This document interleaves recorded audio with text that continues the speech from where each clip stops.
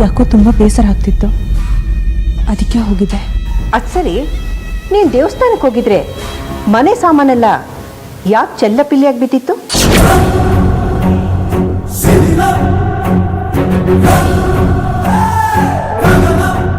ಮಾತಾಡೋ ಅಮೃತ, ನಿನ್ನನ್ನೇ ಕೇಳ್ತಾ ಇರೋದು. ಏನೋ ಕುತಂತ್ರ ಮಾಡ್ಕೊಂಡೇ ಬಂದಿದ್ದಾಳೆ ಈ ನಾಗಿಣಿ. ಅದಕ್ಕೆ ಏನು ಮಾತಾಡಬೇಕು ಅಂತ ಗೊತ್ತಾಗ್ತಲೇ ಒತ್ತಾಡ್ತಿದ್ದಾಳೆ. ನಾವು ಮನೆಗೆ ಬಂದಾಗ ರುದ್ರನೂ ಇರಲಿಲ್ಲ, ಇವಳು ಇರಲಿಲ್ಲ. ರುದ್ರನ ಮೇಲೇನಾದರೂ ಪ್ರಹಾರ ಮಾಡಿರ್ಬೋದಾ? ಹೌದು, ರುದ್ರ ಎಲ್ಲಿ? ಅಯ್ಯೋ ಅಮ್ಮ, ಯಾರನ್ನ ಏನು ಕೇಳ್ಬೇಕು ಅಂತ ಗೊತ್ತಾಗೋದಿಲ್ವ ನಿಮಗೆ? ಏನೋ ಹಾಗಂದ್ರೆ? ಅಲ್ಲ, ರುದ್ರ ಎಲ್ಲಿ ಹೋಗಿರ್ತಾನೆ ಅಂತೇಳಿ ಅವಳಿಗೆ ಏನು ಗೊತ್ತಿರುತ್ತೆ? ಇವಳು ಗೊತ್ತಿಲ್ಲದಲೇ ಇರೋದು. ಮನೇಲೂ ಏನಿಲ್ಲ, ಈ ಪ್ರಪಂಚದಲ್ಲೂ ಏನಿಲ್ಲ. ಅಮ್ಮ, ಕೆಲವೊಂದ್ಸಲ ನೀನು ಆಡೋ ಮಾತುಗಳಿಗೆ ಅರ್ಥನೇ ಇರೋದಿಲ್ಲ.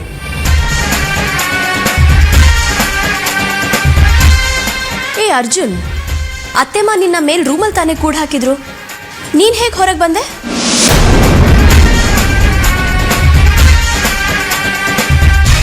ಹೇಮಾ, ಅದು ನಾನು ನೀವು ನೋಡಬೇಕು ಅಂತ ಬಾಲ ತೆಗೆದ್ನಲ್ಲ, ಹೊರಗಡೆ ಹೋದ.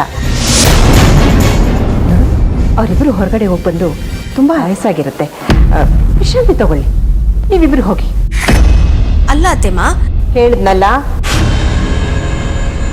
ಹೋಗಿ ನೀವಿಬ್ರು.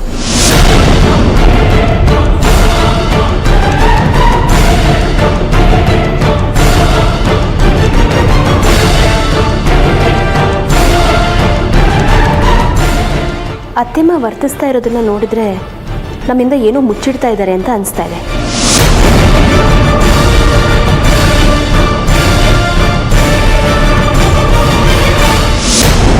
ಅಂದ್ರೆ ಆ ಸರ್ಪ ನಾಗಿಣಿಯ ಹಿಂದೆ ಇದೆ ಅಂದಂಗಾಯ್ತು.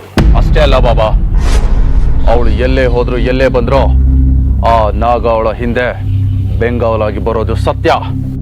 ನೀನು ಹೇಳೋ ಹಾಗೆ ಅವಳ ಬೆಂಗಾವಲಿಗೆ ಬರೋದೇ ಆದ್ರೆ ನಾಗಿನಿಗೂ ಆ ದೈವಿ ನಾಗಕ್ಕೂ ಏನೋ ಸಂಬಂಧ ಇದೆ ಅಂತ ಅನ್ನಿಸ್ತಾ ಇದೆ. ಅನ್ಸೋದಲ್ಲ, ಸಂಬಂಧ ಇರೋದು ಸತ್ಯ ಸತ್ಯ ಸತ್ಯ. ಇಷ್ಟು ನಿಖರವಾಗಿ ಹೇಗೆ ಹೇಳ್ತೀಯ ರುದ್ರ? ಆ ನಾಗಿಣಿ ವಿಷ್ಣುಪುರದಲ್ಲಿ ಅಪಾಯದಲ್ಲಿದ್ದಾಗ ಬಂದವಳನ್ನ ಕಾಪಾಡ್ತು.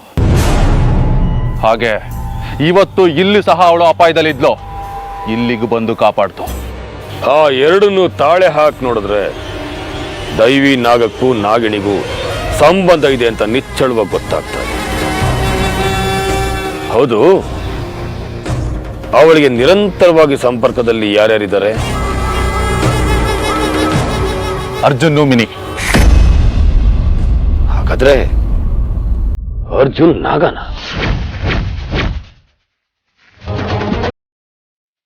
ಬಾಬಾ, ಅರ್ಜುನ್ ನಾಗ ಆಗೋದಕ್ಕೆ ಹೇಗ್ ಸಾಧ್ಯ? ಆವತ್ತು ವಿಷ್ಣುಪುರದಲ್ಲಿ ನನ್ನ ಮೇಲೆ ಪ್ರಹಾರ ಮಾಡೋದಕ್ಕೆ ಬಂದಿದ್ದ ನಾಗ ಗಂಡು ನಾಗ.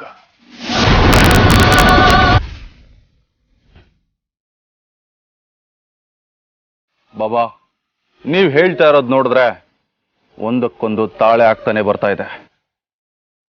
ಹೇಗಿದ್ರೋ ನಾಗಮಣಿ ದೈವಿ ನಾಗದ ಒಳಗೆ ಇದೆ ಅನ್ನೋದು ನಿಮಗೂ ಗೊತ್ತು, ನನಗೂ ಗೊತ್ತು. ಹಾಗೆ ಆ ನಾಗಿಣಿಗೆ ತೊಂದರೆ ಕೊಟ್ರೆ ಆ ನಾಗ ಬಂದೇ ಬರುತ್ತೆ ಅನ್ನೋದು ಸಹ ಗೊತ್ತು. ಹಾಗೆ ನಾವೇನಾದ್ರೂ ಆ ನಾಗಿಣಿಗೆ ತೊಂದರೆ ಕೊಟ್ರೆ ಆ ನಾಗ ನಾಗಿಣಿನ ಉಳಿಸೋದಕ್ಕೆ ಬಂದೇ ಬರುತ್ತೆ.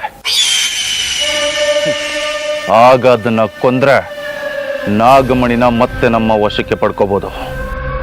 ನಿನ್ನ ಮಾತು ಅಕ್ಷರಶಃ ಸತ್ಯ. ಮತ್ತೆ ಇನ್ಯಾಕ್ ತಡ ಬಾಬಾ, ಆ ಕೆಲಸನ ಇವತ್ತೇ ಮಾಡೋಣ. ಕೋಣ ಕರು ಹಾಕ್ತು ಅಂದ್ರೆ ಕೊಟ್ಟಿಗೆ ಕಟ್ಟು ಅನ್ನೋ ರೀತಿ ಮಾತಾಡ್ತಿದ್ಯಾ ನೀನು. ಬಾಬಾ, ನೀವೇನ್ ಹೇಳ್ತಾ ಇದ್ದೀರಾ? ರಣಭೂಮಿಗೆ ಇಳಿಬೇಕು ಅಂದ್ರೆ ಶಸ್ತ್ರಗಳಿರ್ಬೇಕು, ಹಾಗೆ ಶಸ್ತ್ರಾಭ್ಯಾಸನೂ ಮಾಡಿರ್ಬೇಕು. ಅವೆರಡು ಇಲ್ಲದೆ ಇಳಿದ್ರೆ ಅಲ್ಲಿಂದ ಬರೋದು ನಮ್ಮ ಹೆಣಾನೇ. ಅದು ಹೇಳಿ ಕೇಳಿ ದೈವಿ ನಾಗ, ಅದರ ಶಕ್ತಿ ಸಾಮರ್ಥ್ಯನ ಕಡೆಗಣಿಸಬಾರದು. ಅದನ್ನ ಎದುರಿಸಿ ಅದಕ್ಕೆ ಸಂಸ್ಕಾರ ಸಮಾಧಿ ಕಟ್ಟಬೇಕು ಅಂದ್ರೆ ನಾನು ಅದಕ್ಕೆ ಸಮನಾದ ಶಕ್ತಿಯನ್ನ ಸಂಪಾದಿಸಬೇಕು. ಅದಕ್ಕೆ ನನಗೆ ಕಾಲಾವಕಾಶ ಬೇಕು. ಅಲ್ಲಿವರೆಗೂ ನೀನು ಸಮಾಧಾನವಾಗಿರು. ಸರಿ ಬಾಬಾ.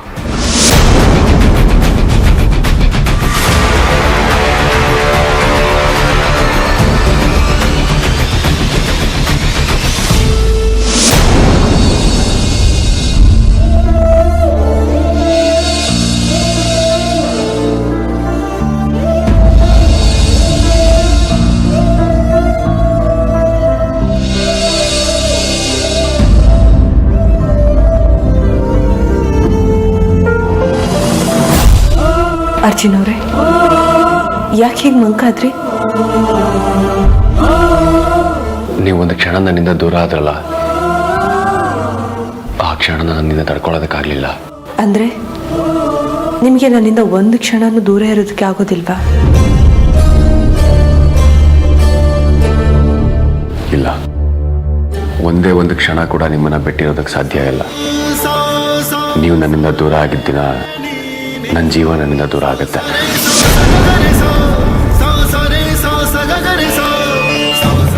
ಅರ್ಜುನ್ ಅವರೇ, ಇನ್ಯಾವತ್ತೂ ಈ ಥರ ಮಾತಾಡಬೇಡಿ. ನಿಮ್ಮನ್ನ ಕಳ್ಕೊಳ್ಳೋದಕ್ಕೆ ನನ್ನ ಕನಸಲ್ಲೂ ಸಿದ್ಧ ಇಲ್ಲ. ಇಷ್ಟಕ್ಕೆ ಕಣ್ಣಲ್ಲಿ ನೀರಾಗ್ತಾ ಇದ್ದೀರಾ? ಈ ಮಾತನ್ನ ಕೇಳೋದಕ್ಕೂ ಸಹ ನನ್ನಿಂದ ಆಗೋದಿಲ್ಲ.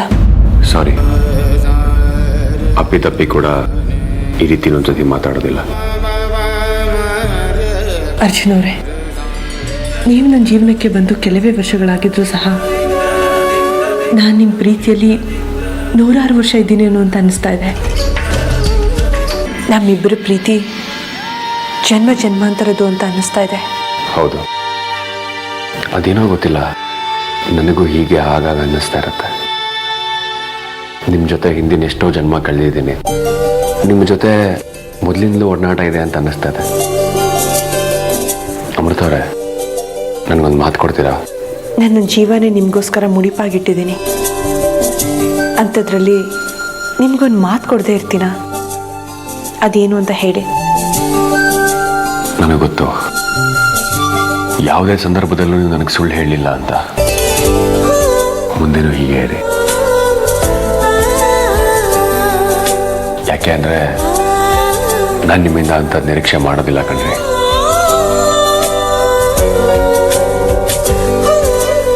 ಅರ್ಜುನ್ ಅವರೇ, ನನ್ನನ್ನು ಕ್ಷಮಿಸಿ. ನಾನು ನಾಗಿಣಿಯಲ್ಲ ಅನ್ನೋ ಒಂದೇ ಒಂದು ಸುಳ್ಳನ್ನು ಬಿಟ್ಟರೆ ಇನ್ಯಾವ ಸುಳ್ಳನ್ನು ನಾನು ನಿಮ್ಗೆ ಹೇಳಿಲ್ಲ. ಈ ವಿಷಯದಲ್ಲಿ ನಾನು ನಿಮ್ಮ ಹತ್ರ ಕ್ಷಮೆ ಕೇಳ್ತೀನಿ. ನನ್ನನ್ನು ಕ್ಷಮಿಸ್ಬಿಡಿ.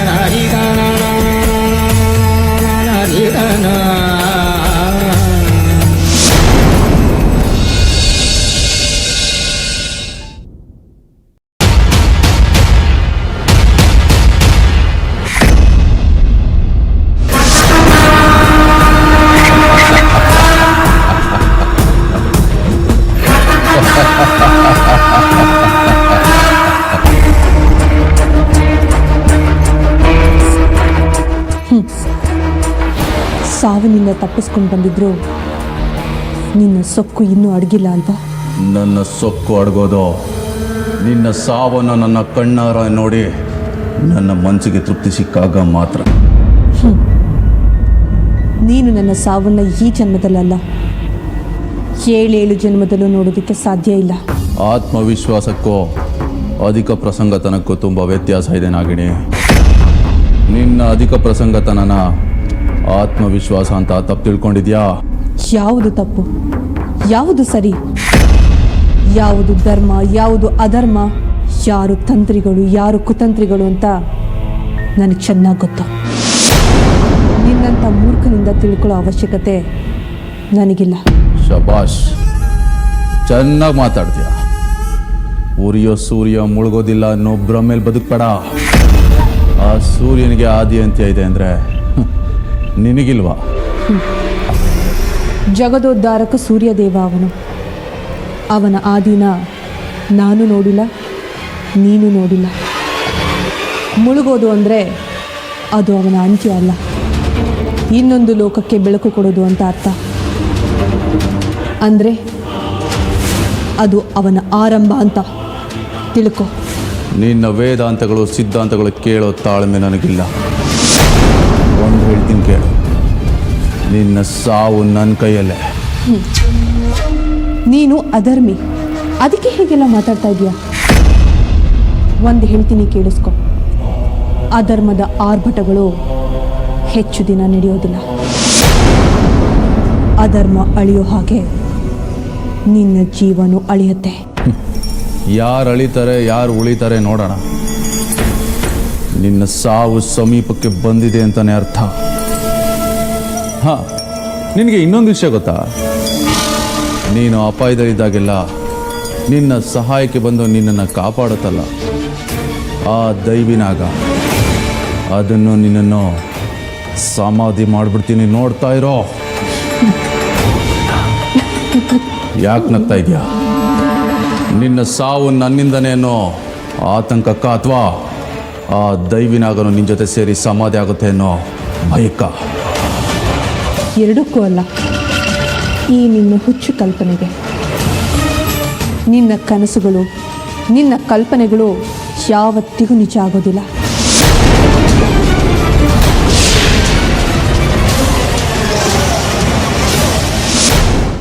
ಆ ದೈವಿ ಸರ್ಪನ ಕೊಲ್ಲೋದಿರಲಿ, ಒಂದು ಕ್ಷಣ, ಒಂದೇ ಒಂದು ಕ್ಷಣ ಅದ್ರ ಕಣ್ಣಲ್ಲಿ ಕಣ್ಣಿಟ್ಟು ನೋಡಿ ಗೆಲ್ಲು.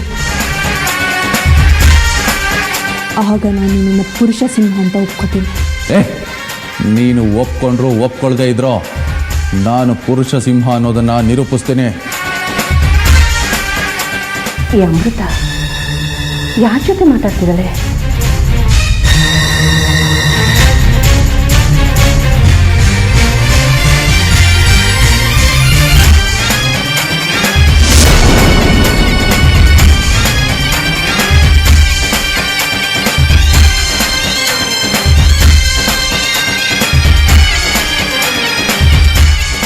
ನೀವಿಬ್ರು ಏನು ಮಾತಾಡ್ತಿದ್ದೀರಾ?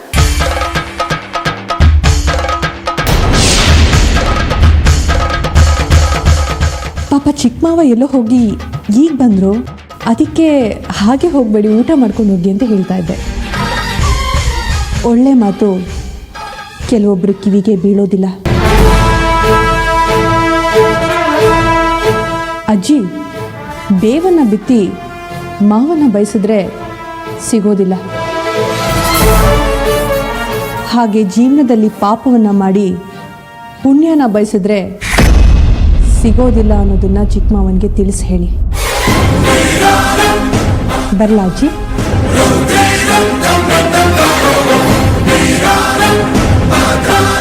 ಚಿಕ್ಕ ಮಾವ, ಬರ್ತೀನಿ.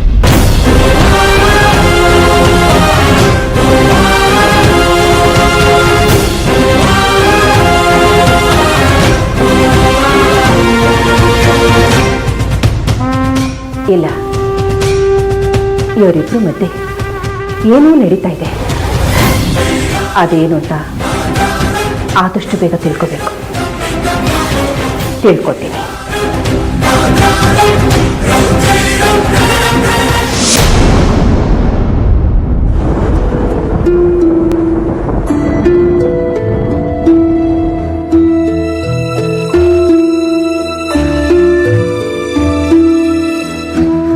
ಅಮೃತ ಅವರೇ, ಯಾಕೆ ತಡ ಆಯಿತು?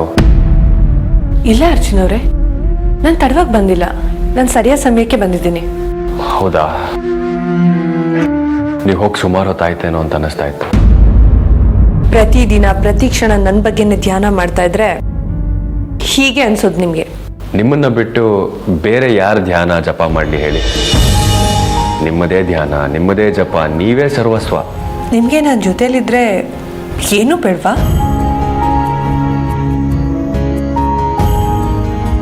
ಏನು ಬೇಡ.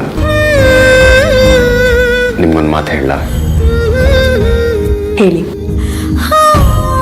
ಗಾಳಿ ನೀರು ಬೆಳಕು ಇದಿಲ್ಲ ನಾನು ಬದುಕಬಲ್ಲೆ. ಆದರೆ ನಿಮ್ಮ ಪ್ರೀತಿ ಸಾಂಗತ್ಯ ಎಲ್ಲ ನನ್ನ ಕೆಲ ಬದುಕೋಕ್ಕಾಗಲ್ಲ ಅನ್ಸತ್ತೆ ಅಮೃತ. ಸತ್ಯವಾಗ್ಲೂ? ಸತ್ಯವಾಗ್ಲು ನೀವು ನನ್ನ ಜೊತೆಲಿದ್ರೆ 7 ಲೋಕನೇ ನನ್ನ ಜೊತೆ ಇದೆ ಅಂತ ಅನ್ಸುತ್ತೆ. ಹಾಗೆ ಸ್ವರ್ಗದಲ್ಲಿ ತೇಲಾಡ್ತಾ ಇರ್ತೀವಿ. ಏನಾಯ್ತು ಅರ್ಜುನ್ ಅವರೇ? ಅದು ಕಣ್ಣಿಗೆ ಧೂಳು ಬಿತ್ತು ಅನ್ಸುತ್ತೆ. ಎಲ್ಲಿ?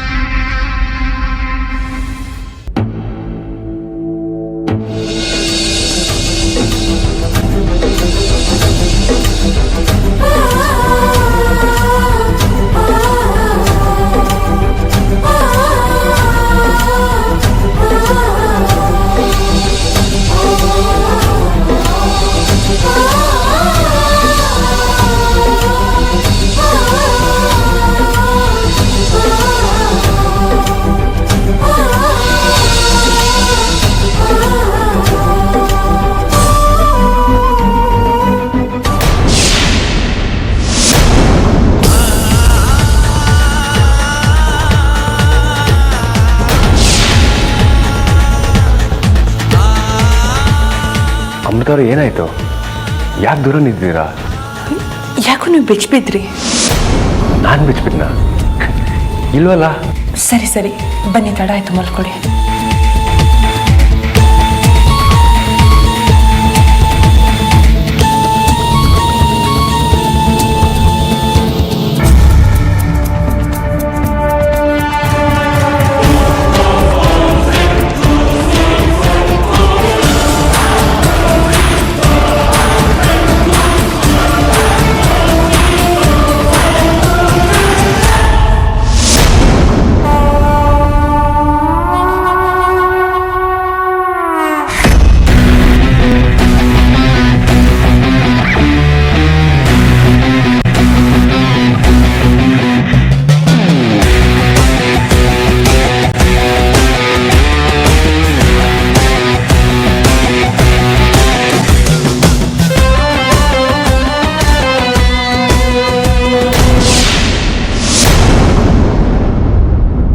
ಏನು ಯೋಚನೆ ಮಾಡ್ತಿದ್ದೆ? ನಾನೇನು ಯೋಚನೆ ಮಾಡಲಿ? ನೀನೇನು ಯೋಚನೆ ಮಾಡ್ತಿದ್ದೆ ಅಂತ ನೀನು ಹೇಳಬೇಕು. ಯಾಕೆ ಅಂದರೆ ನಾನು ಬಂದು ನಿಂತು ನಿನ್ನ ಗಮನಿಸ್ತಾ ಇದ್ರು ನಿನ್ಗೆ ಅರಿವೇ ಇಲ್ಲ ರೀತಿ ಏನೋ ಗಾಢವಾಗಿ ಯೋಚನೆ ಮಾಡ್ತಿದ್ದಲ್ಲ. ಅಂದರೆ ತುಂಬ ಗಂಭೀರವಾದ ವಿಚಾರನೇ ಇರಬೇಕಲ್ವಾ? ಏನು ಇಲ್ಲ ಅಂತ ಒಂದ್ಸಲ ಹೇಳಿದ್ರೆ ಅರ್ಥ ಆಗೋದಿಲ್ಲ. ನೀನು ಬೇರೆ ಯಾರಾದ್ರೂ ಸುಳ್ಳು ಹೇಳಿ ತಪ್ಪಿಸ್ಕೋಬಹುದು, ಆದರೆ ಈ ತ್ರಿವೇಣಿ ಹತ್ರ ಅಲ್ಲ. ಹೌದು, ಬೆಳಗ್ಗೆಯಿಂದ ನೀನು ಎಲ್ಲಿ ಹೋಗಿದ್ದೆ? ಆ ನಾಗಿಣಿನ ಹುಡ್ಕೊಂಡು ಹೋಗಿದ್ದೆ. ನಾಗಿಣಿನ? ಅಂದ್ರೆ ಅಮೃತನ?